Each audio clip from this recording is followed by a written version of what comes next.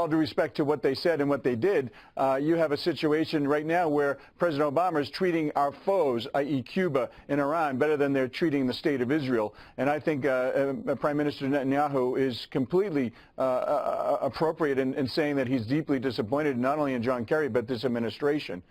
And Senator, I just want to remind everybody that we're awaiting President-elect Donald Trump to talk about his economic message, but he actually tweeted today this quote: "We cannot continue to let Israel be treated with such total disdain and disrespect. They used to have a great friend in the United States, but not anymore. The beginning of the end was the horrible Iran deal, and now this, UN. Stay strong, Israel. January 20th is fast approaching." To which Israeli President Benjamin Netanyahu replied, and this is a quote, "President-elect Trump, thank you for your warm friendship and your clear-cut support for Israel."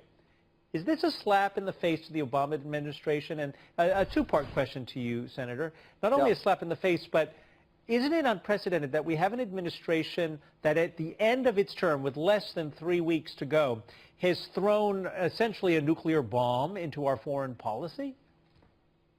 Yeah, well, first of all, Adam, you're right. This administration is doing everything it can on the way out the door to put up more and more roadblocks for the incoming administration. Not that much different from when Bill Clinton came in, was leaving, and he took all the keys off the computers. I mean, it's always something. Instead of having obviously a friendly transition and opportunity to consult with the president-elect and what their policies may be, so you can have a smooth transition into the new administration, they do the complete opposite. I've never seen John Kerry so fired up about anything. Yeah, he was now angry. He's all fired up.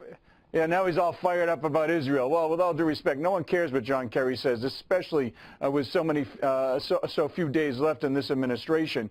And what they did, I think, is completely inappropriate. Israel is our dearest and most reliable ally in that region. And to actually go and throw them under the bus, with all due respect, I think is not only harmful now, but it's harmful moving forward. Well, in part, and we can get into the nuance of the facts and some of this UN, what happened at the UN, but when we talk about East Jerusalem, you've been there, you see how tight everything is. Essentially, what the United Nations, or what the United States has allowed the United Nations to do, is to claim that what has historically for centuries been a Jewish neighborhood in East Jerusalem, to now be classified as occupied territory that belongs to the Arab people.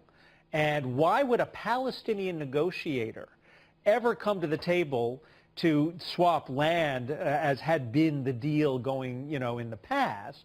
Why would they negotiate with Israel when you've got the United Nations and now the United States saying, yeah, take it all? Listen, the United Nations, I think many people understand what their agenda is. It's certainly not a democratic body. You have dictators and others, trying to determine policy that affect not only us, but the West and all freedom-loving democracies. I'm not quite sure what the value is of the UN, especially when you have a land deal between two parties, and you're going to have the UN, which is basically anti-Israel, going to go in and try to, change the rules of the game. Of course, Abbas, and I've met Abbas, Minister Abbas, when he was actually not in his present position, and they're going to do whatever they're going to do to try to get one up on Israel and have leverage. And I think it's important to put a new administration in there to kind of get things back on track. And you know this, man.